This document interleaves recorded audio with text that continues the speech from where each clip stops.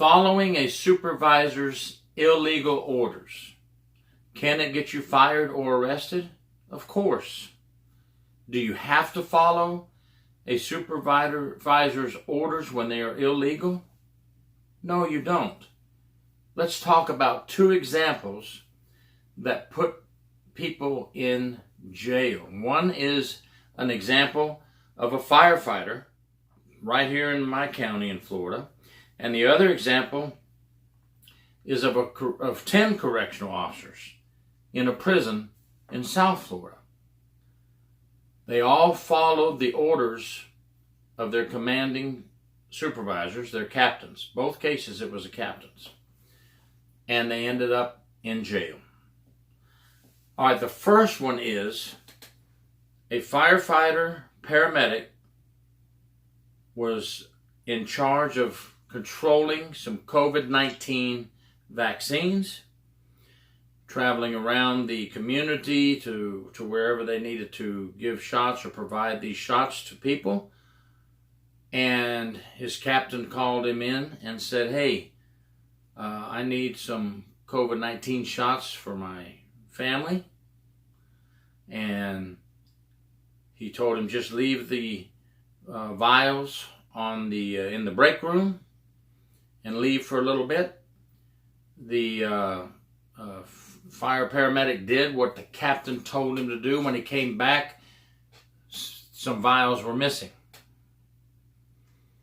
Now, this fireman paramedic was the fireman of the year, and last year, fireman of the year, and he'd won that prestigious award. And now it was learned that he also falsified some documents, making up names, and even used a real name of one person that indicated that these people received these shots, these 3 vials, these 3 shots.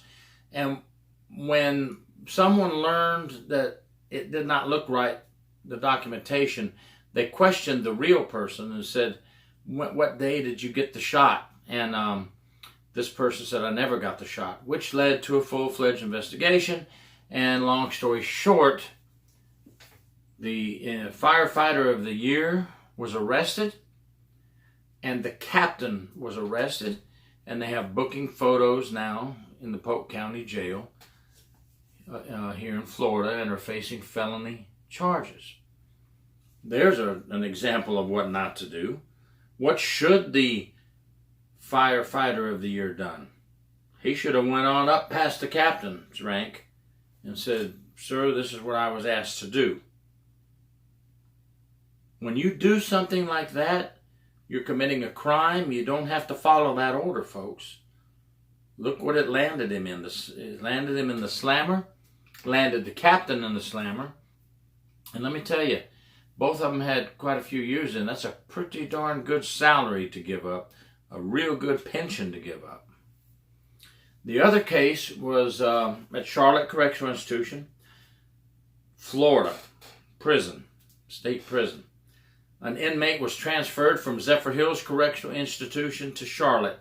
The captain at Zephyr Hills called the captain at Charlotte, said this inmate attacked one of our officers. Can you take care of him? The captain says, we got it. He arrives in the Sallyport, and between the Sallyport and the medical check-in, a lot of things happened. The inmate fell down, according to records, but he did not fall down. He was pushed down, he was hit, he was beaten, he was kicked, and then he went to medical, and they said he fell down on the way over because he was cuffed and shackled, and he tripped and fell, etc., etc. The captain got together with the group and said, hey, this is how we're going to write the incident reports.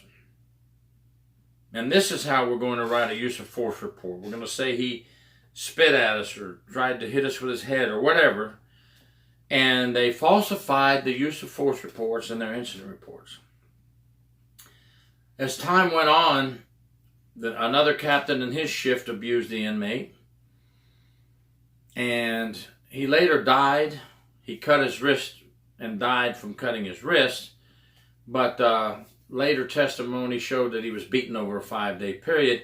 And both captains had meetings away from work with these officers. This is what we're going to say. This is how we're going to stick to it. Folks, if you ever get caught in that situation, you don't want to do it. The 2 captains and the other 8 officers, 2 of them which were sergeants, 2 captains, 2 sergeants were involved. All were arrested and booked in at the federal building in Fort Myers, Florida.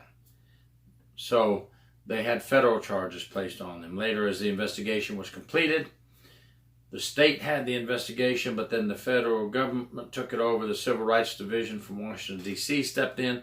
And here's 10 men sitting in a jail cell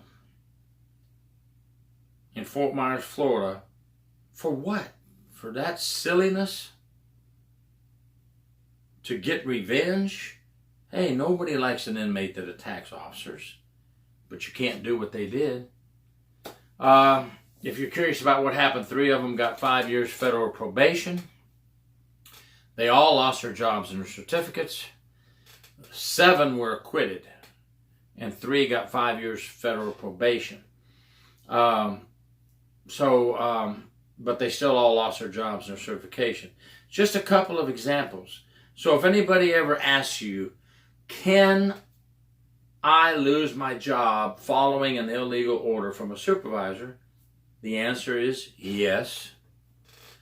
Do I follow an illegal order from a supervisor? The answer is no. What do I do if I'm given an illegal order from a supervisor? Write an incident report. Get with somebody first of a higher rank. If it's your sergeant, go to your captain. If it's your captain, go higher.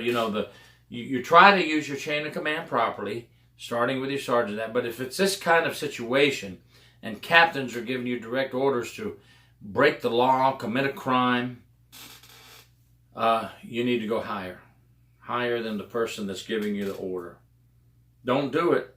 You might get called names by some of the officers who want to be tough guys, calling you a snitch. No, you're not a snitch. Those days are over, folks. You want to keep your job. You want to keep your paycheck for your family, and you want to keep your medical and dental benefits for your family. Don't think of yourself. Don't be stupid and think this revenge tactic is just so cool and so great and we got him back. It's not worth it, folks. Just a couple of examples I wanted to put out there. Please don't lose your job on stuff like this. It's crazy. Thanks a lot. Gary York, True Prison Stories.